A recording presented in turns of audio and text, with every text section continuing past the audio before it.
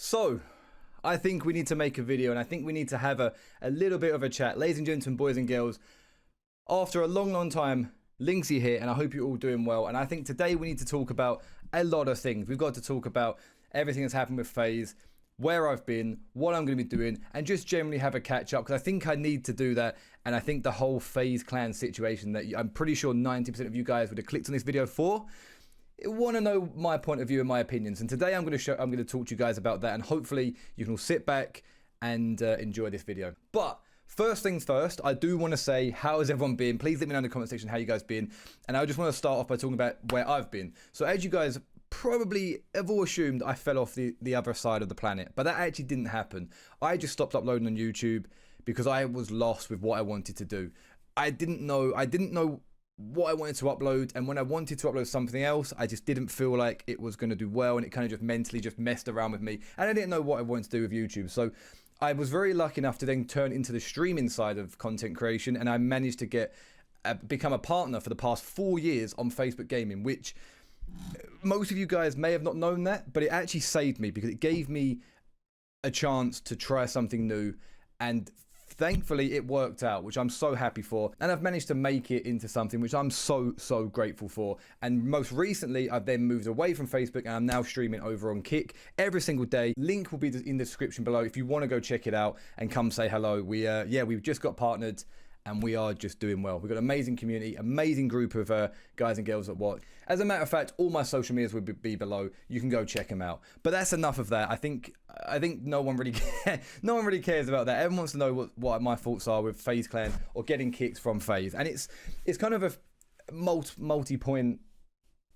It's kind of there's loads of points to talk about. I think the first one is it's weird. The first thing I have to say is very weird. I don't really know. I know this video is a little bit delayed. Everyone else made their video straight away. I just stopped and had to think about it for a second, and I kind of just had to process everything. Like I've come to the conclusion that times have changed, and I'm working on the basis that I am not sad it's over. I'm not happy it's over, but I'm not saying it's over. I'm happy it happened.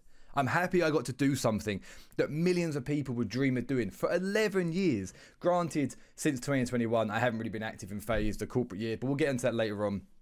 I got to do something and be part of the biggest gaming team in the world for 11 years, man. That's something that it doesn't happen often. Not many people can say they've been part of an organization or part of a team or part of the same company, for that matter, for 11 years. And that's incredible. And that's why as well, when I start off saying there is no bad blood between me, FaZe, Banks, anyone, I am so thankful for the opportunity, thankful for Banks for taking a chance on me back in 2013. Some 18-year-old kid that didn't know what he was doing in life, literally was going to go to school, go to university or college, get a job, have a family, and then die. It sounds horrible, but that seems to be what my life was looking like. And I managed to then fall into gaming and join FaZe, and then the world went boom. I managed to start making money. I managed to start making this a job. I could then just live the life that I always wanted to live. Granted, it was just sitting in a room playing games, but that was okay. I'm okay with it. I got to meet some amazing people, do some amazing things, go to amazing places, and that's something that I will never forget. So there is no anger. There's nothing bad there. The only thing was I wish I got a DM. That is the only one. I wish I didn't find out that I was no longer part of FaZe the same time on Twitter as everybody else. It was just a bit embarrassing. I feel like after 11 years, just a little DM would have been nice, but that's not enough to make me... It sucked, but at the same time, it wasn't really that big of a deal at the same time. The end result was the same, and the big thing that you're noticing with a lot of the FaZe members, whether they're in or out the team now, all talking about is that I didn't really have that much contact with the guys anymore. I didn't. I spoke to a few close ones from time to time, chucked in and out with a few of the team behind the scenes for a few various things.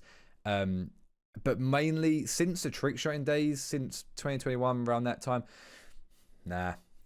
I never really spoke to many of them.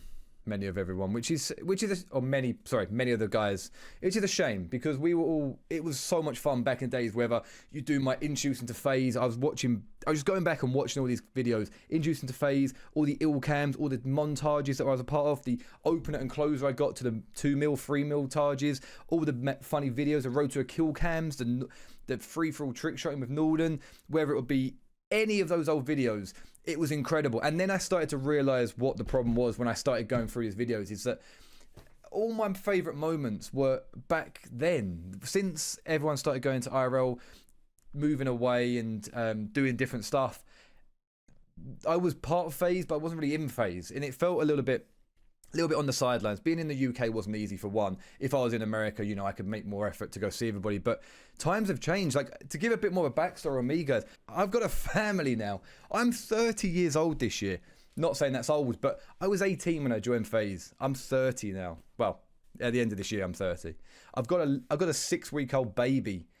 A 6-week-old son now. Things have changed, and I started thinking to myself, okay, say for example, I did end up staying in FaZe, but Banks was like, right, we need everyone in LA. I couldn't go anyway. I couldn't do that.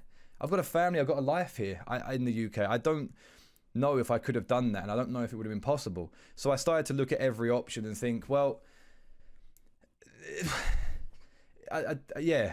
But then I think, but the bigger picture is I don't think I fit in with the plan for what was for the future of FaZe, which is a new step, a new era for FaZeClan that they're going to attempt to roll into. It's just like the same time of when Trickshot and sniping slowed down a little bit and FaZe started doing IRL content, and everyone kicked off laughing, taking the mick and saying, oh, it's going to fail, it's going to fail.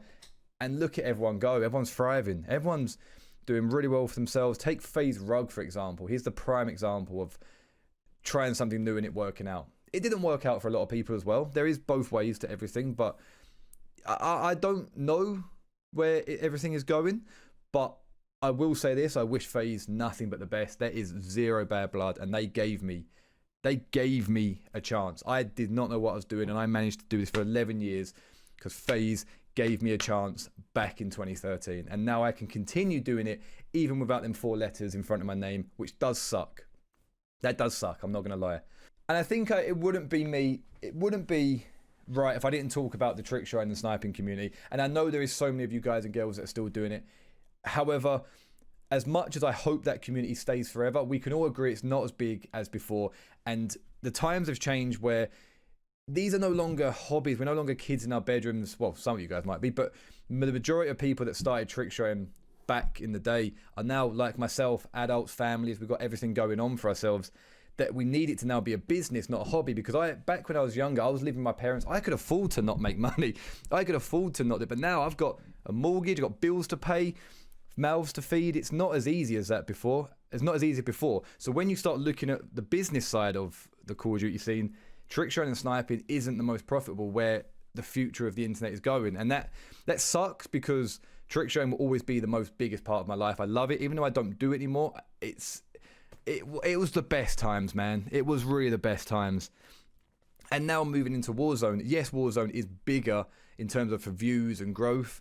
It is more stressful. I think I've lost half of the years of my life playing that game. Hitting the Collat Express Trickshot was easier than playing Warzone every day. But we move on, and everyone progresses on, and that's the thing. You do what you want to do, create your own path, and I hope it goes well for everybody. But I still think if you are Trickshot and sniping, fantastic, and it's nice to see that it is still a thing. But we can all agree, from a multi-million dollar company, it's not the biggest and most profitable community at the moment. Hopefully it gets back to that, but at the moment it's not. So you can see why FaZe is moving away from that and going into the different era of the internet. However, I did think there would always be a part of FaZe that had that there. I did still think that. I didn't think that was ever going anywhere. But hey, not everything lasts forever. And I still stand by what I said earlier. Happy it's happened, as opposed to sad it's over. Now, what holds the future for Linkzy? So I think for me, the best thing to do is just to keep grinding and keep doing my thing. I still upload daily on Facebook. I stream every day on Kick. I'm going to start reviving YouTube, regardless if it is a dead channel and the reviews are low. I'm hoping people will come back and want to watch, or if I can do and make good content to want you guys to come back and introduce more subscribers to the channel, amazing. That is my plan. I've kind of now, since it's happened, just kind of got to, let's do it. Let's just go for it. I was always demotivated with how my channel just kind of went boom when I stopped trickshotting. So I've got nothing to lose. I've got nothing to lose by trying to revive it. And I know you guys and girls will definitely come along for the ride. And yeah, I'm hoping you guys will stay for Linkzy, not for FaZe Linkzy. Because I'm hoping you was watching me for me, not because I had 4 letters in front of my name, even though it was pretty cool. I'm not going to lie. Whenever I used to tell people, yeah, FaZe Linkzy is my name. What, FaZe? No one believed me. No one ever heard of me, but no one ever believed me. But I think, in summary, I wish FaZe the best. I wish everybody inside and outside of FaZe the best as well. I hope everybody does amazing, continues to do great things, continues to succeed and thrive. And I just want to extend it to the end to everybody in FaZe. Thank you. Thank you very much for giving me some of the best years of my life. The corporate side from 2011 onwards, it ruined it for me. And it ruined it for everybody. No one liked that time, other than the Hall of FaZe, which I thought was a really good idea. But we move on. Times move on. Thank you very much for everyone watching today. Thank you very much for coming in. Thank you very much for taking the time to watch this video and listen. And for one last final time, this is FaZe Linkzy signing out. Goodbye.